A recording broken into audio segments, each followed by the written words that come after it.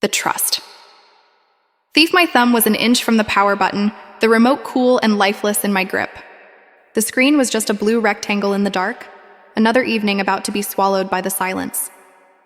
But then, a voice, not loud but sharp as a shard of glass, cut through the hum of the television and froze my thumb in its tracks. He didn't pump my gas. "Your Honor," it was a woman's voice, trembling with a hurt that felt ancient. Then a man's, a low, defensive growl. "I never took her things, a simple dispute." Stolen trinkets? The kind of small-time drama that usually makes you change the channel. But I didn't. I leaned forward, my heart thudding a slow, heavy rhythm against my ribs. My living room, my safe, warm world, simply dissolved. Because I knew, in that primal way you know a storm is coming from a single drop of rain, that this was not a small story.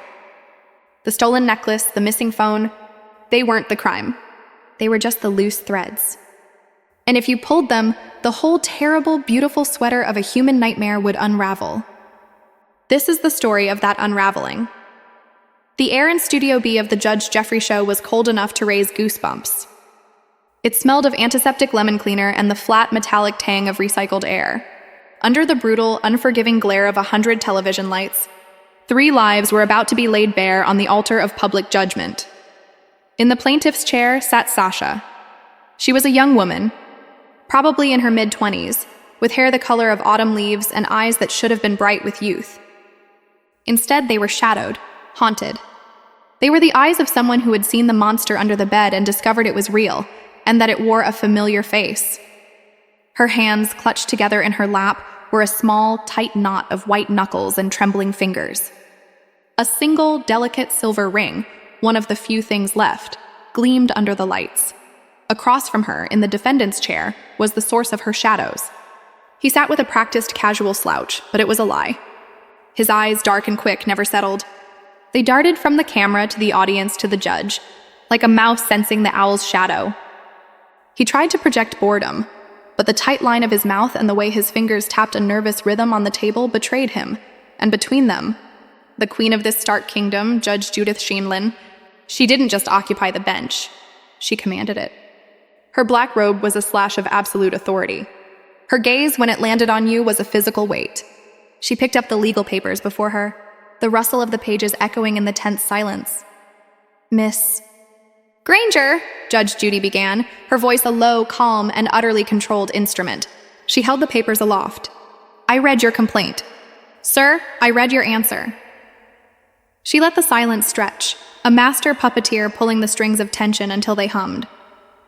"Let me see if I understand what this case is about. You and Mr. Granger met.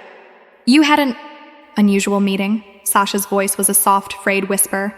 Yes, her mind, against its will, was dragged back. Not to a courtroom, but to the sun-warmed asphalt of a gas station on a Tuesday afternoon. The memory was so normal it hurt. "Tell me about this meeting," Judge Judy said, her tone making the mundane sound like the first chapter of a thriller.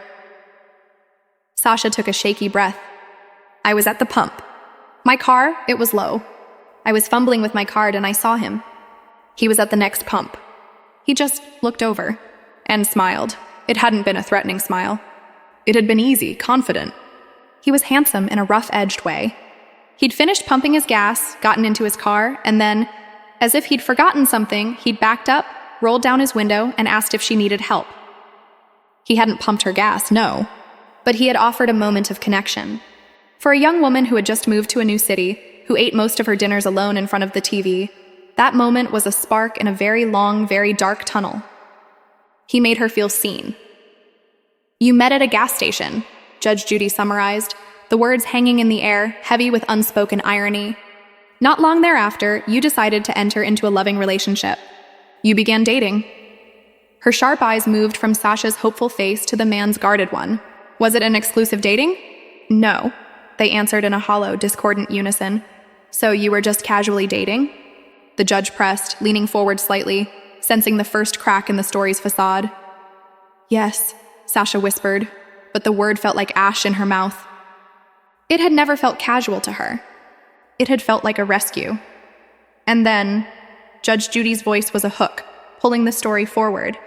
He needed a place to stay. For a moment. "You say this was in April?" April of 2014, Sasha confirmed, the knot in her stomach twisting into a hard, cold stone. April, the month she had made the decision that would shatter her life.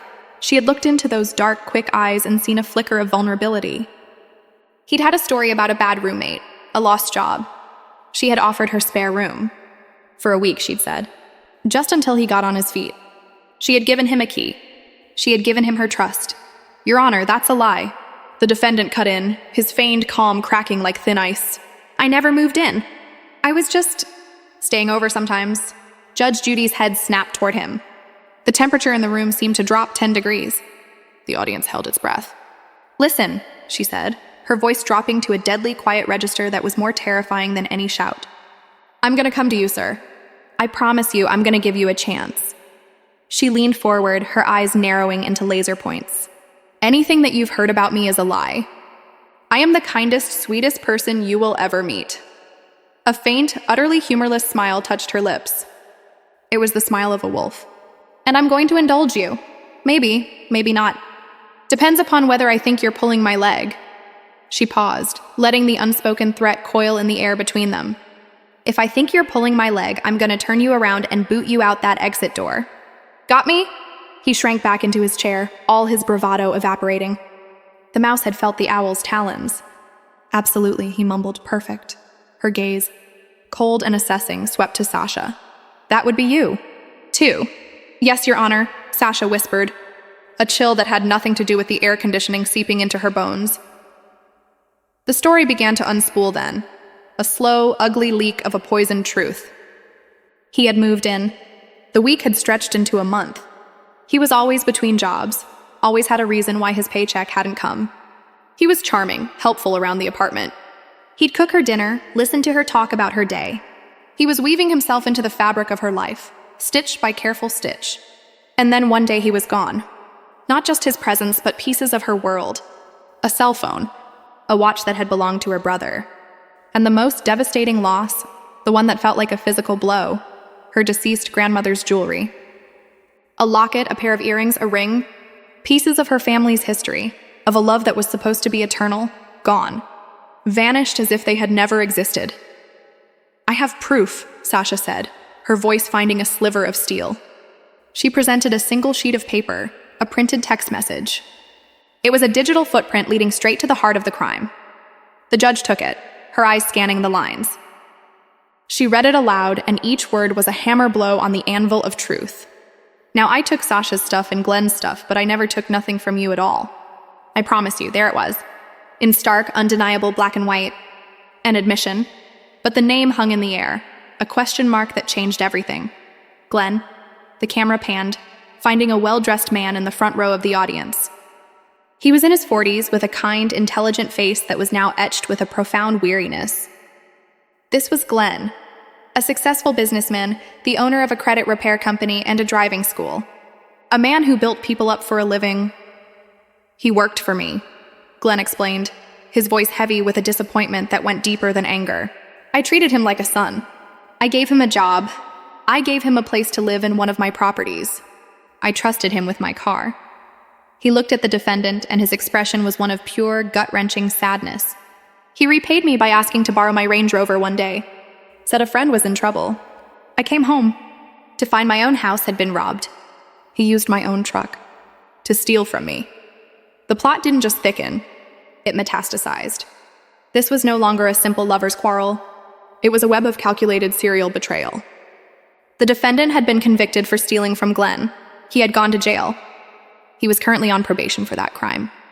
And while he was on probation, under the watchful eye of the court, he had allegedly done the same thing to Sasha. Judge Judy's eyes gleamed with a cold, intellectual fire. She saw the pattern now. Oh, so you're smart, she said to the defendant, a dangerous, knowing smile playing on her lips. You're smart, he gave a weak, foolish chuckle, completely missing the lethal intent behind her words. I did that. He owed me, Your Honor. He didn't pay me, so I did that.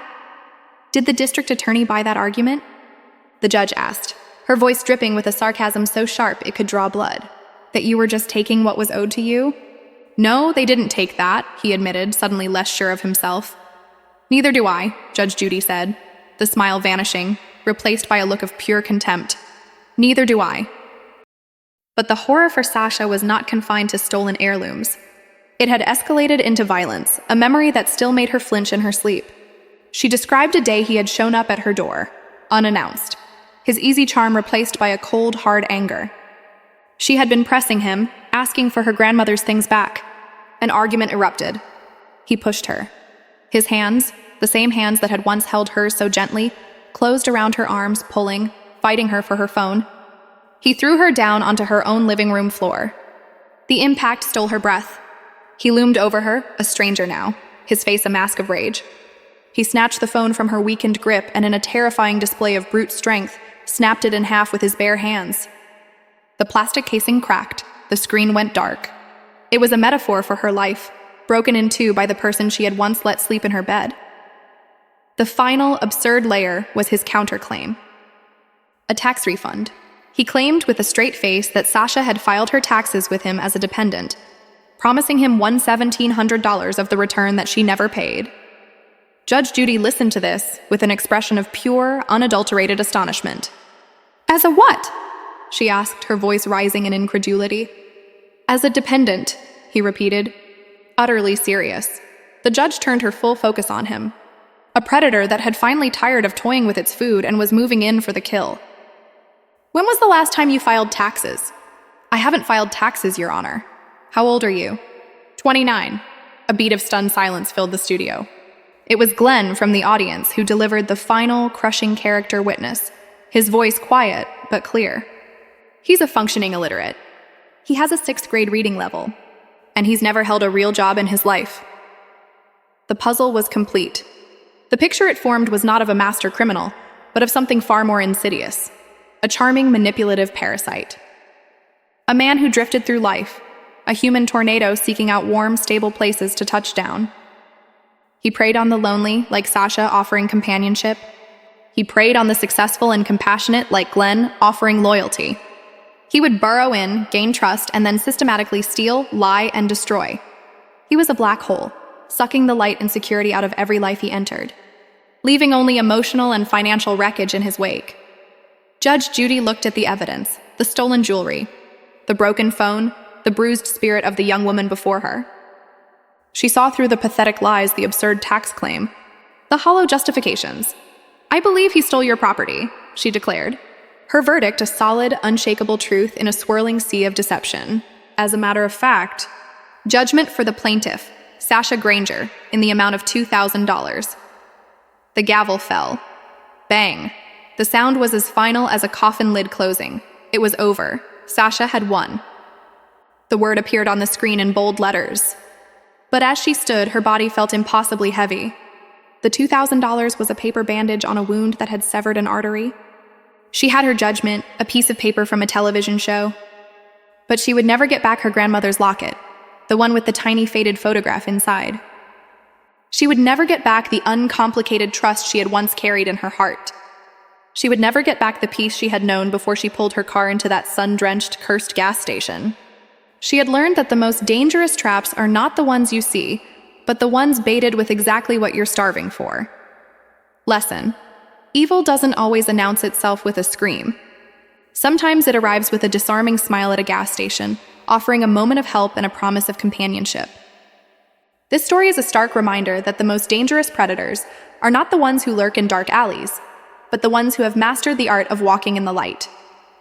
They specialize in identifying your loneliness, your kindness, your success, and they offer you a carefully crafted reflection of your own desires. Protect your heart, but also protect your home.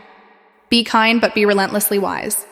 Because trust, once given to the wrong person, becomes the very key they use to unlock your life, rob you of your treasures, and leave you to pick up the broken pieces alone.